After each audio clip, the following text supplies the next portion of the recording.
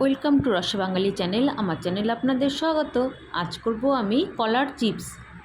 এখানে কলা নিয়ে নিয়েছি, কলাটা ভালো করে কেটে নিচ্ছি। প্রথমে দুপাশ কেটে নেব, তারপরে ছালটা ছাড়াবো।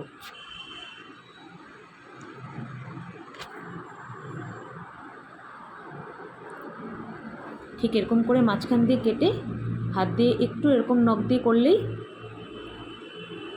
খোসাটা ছেড়ে আসে। আর হাত দিয়ে যদি চট করে না ছাড়তে চায় তাহলে একটু এরকম করে ছুরি দিয়ে একটু করে নিলেই খুব সুন্দরভাবে সহজভাবেই খুলে আসবে।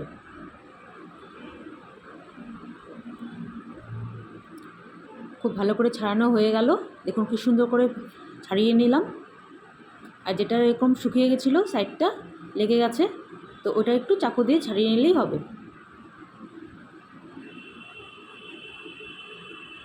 কাঁচা কলা ছাড়ানোর এটা একটা সহজ টিপস। এখানে আমি দুটো কাঁচা কলা নিয়ে নিয়েছি। এখন খুব সুন্দরভাবে পাতলা পাতলা করে কেটে নিব। ঠিক এরকম করে পাতলা পাতলা করে কেটে নিতে হবে। আমি পুরোটা কেটে নিয়ে দেখাচ্ছি। দুটো কলাই খুব ভালো করে কেটে নিতে হবে। কেটে নেওয়া হয়েও গেল। এটা কিন্তু এ পর্যায়ে আর ধোয়া যাবে না, কারণ ধুলে তখন আর মচমচেটা থাকবে না। যেটা একটু মোটা লাগবে সেটা একটু এভাবে কেটে নিলেই হবে। যদি আপনাদের ধোয়ার ইচ্ছে হয় তাহলে এটা কলাটাই মানে খোসা সমস্ত অবস্থায় ধুতে হবে, কিন্তু এরকম করে পরে কাটার পরে আর ধোয়া যাবে না। যদি আপনারা চান এই পর্যায়ে যে কিচেন টাওয়ালের উপরেও বিছিয়ে দিতে পারেন। এখানে একটা বাটি নিয়ে নিলাম, বাটিতে দিয়ে দিলাম অল্প জল, আর দিয়ে দিলাম 1 চামচ লবণ আর একটু হলুদ। এটা আমার পরে কাজে লাগবে। এখন ভালো করে গুলিয়ে রেখে দিব। পাশে গ্যাসে আমি কড়াই বসিয়ে দিব। কড়াই গরম হয়ে গেলে দিয়ে দিব তেল আন্দাজ করে।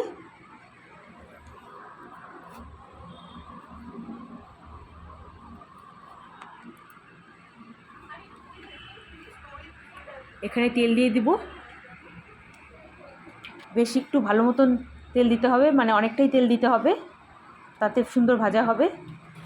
অল্প তেল দিলে কিন্তু এটাতে হবে না। আর এখন আমি তেলটা গরম হয়ে গেছে, কলাগুলো এক এক করে দিয়ে দিচ্ছি। এরকম করে কলাগুলো ধুতেও হবে না, লবণ হলুদ মাখাতেও হবে না, কিছুই করতে হবে না। ঠিক এরকম করে এক একটা করে দিয়ে দিলেই হয়ে যাবে। তারপরে আস্তে আস্তে নাড়াচাড়া করে বেশ একটু টাইম নিয়ে ভাজতে হবে, যেন খুব সুন্দরভাবে ভেতর থেকেও জলটা শুকিয়ে আসে কলার, তাতে মচমচে হবে। এটা আপনারা স্টোর করেও রাখতে পারেন।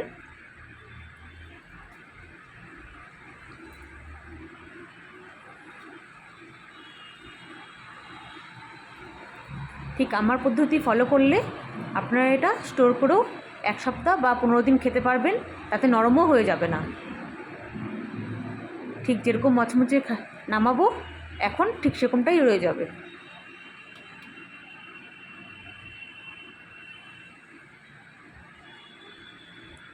যেগুলো এরকম একটু লেগে লেগে গেছে সেটা একটু ছাড়িয়ে দিতে হবে।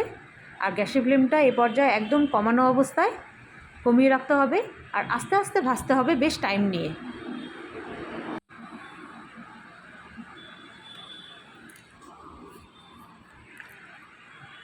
যখন দেখা যাবে যে বেশ কিছুটা লাল লাল হয়ে আসছে আর কিছুটা এমনি আছে, সে পর্যায়ে দিয়ে দিতে হবে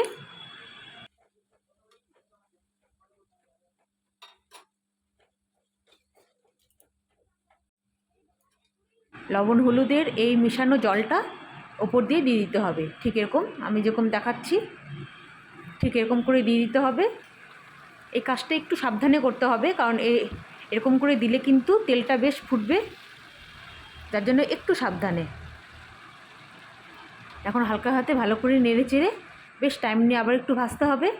ঠিক আমি যে এরকম কিচেন টাওয়ালের উপরে রেখে দিয়েছি, আপনারা চাইলে এরকমভাবে বিছিয়েও রাখতে পারেন, তাতে কলার যে আঠালো ভাবটা থাকে সেটা অনেকটাই শুকিয়ে যাবে।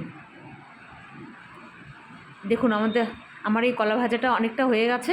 এখন এটা আমি নামিয়ে নিচ্ছি, তারপরে আবারও দিচ্ছি বাকিগুলো।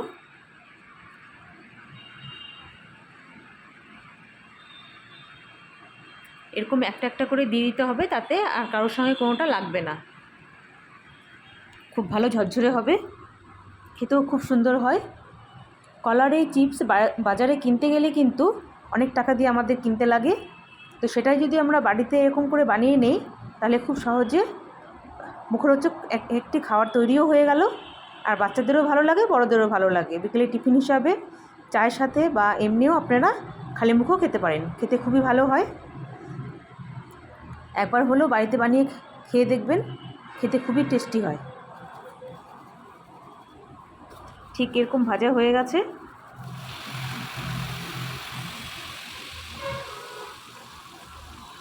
ঠিক লবণ হলুদের জলটা দিয়ে দিলাম, যেহেতু আগেই দেওয়া ছিল, আগের ব্যাচেরটাই দেওয়া ছিল, যার জন্য আগেই দিলাম না, এই পর্যায়ে দিলাম। আপনারা এরকম অবস্থায় নামিয়েও নিতে পারেন। হয়ে গেছে ভাজা। আবারও এক ব্যাচ দিচ্ছি, দিয়ে আপনাদের বাকিটা প্লেটিং করে দেখাচ্ছি। এটা আস্তে আস্তে হতে থাক। দেখুন কী সুন্দর হয়েছে, একদম মচমচে হয়েছে, দেখে হয়তো বুঝতে পারবেন। যদিও আমি সাউন্ডটা দিতে পারলাম না, কিন্তু দেখে বুঝতে পারবেন খুব সুন্দর ঝরঝরে হয়েছে, আর খেতেও খুব ভালো হবে। এখানে উপরে দিয়ে দিব চাট মশলা।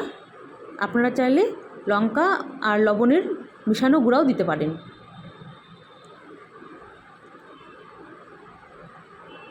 খেতে খুবই টেস্টি হয়। আমি দু একটা খেয়ে দেখছি কেমন হলো। খেতে খুবই ভালো হয়েছে। যদি রেসিপিটা ভালো লাগে আপনারা লাইক শেয়ার অ্যান্ড কমেন্ট করবেন, আর অবশ্যই সাবস্ক্রাইব করবেন প্লিজ। আপনাদের কাছে অনুরোধ রইল। যদি ফেসবুকে থেকে থাকেন ফলো করবেন, ইনস্টাগ্রামে দেখে থাকলে ফলো করবেন, আর ইউটিউবে দেখে থাকলে সাবস্ক্রাইব করবেন। আপনারা ভালো থাকুন, সুস্থ থাকুন। দেখা হবে নতুন অন্য কোনো ভিডিও নিয়ে। ভালো লাগলে প্লিজ একটা লাইক করে দিন।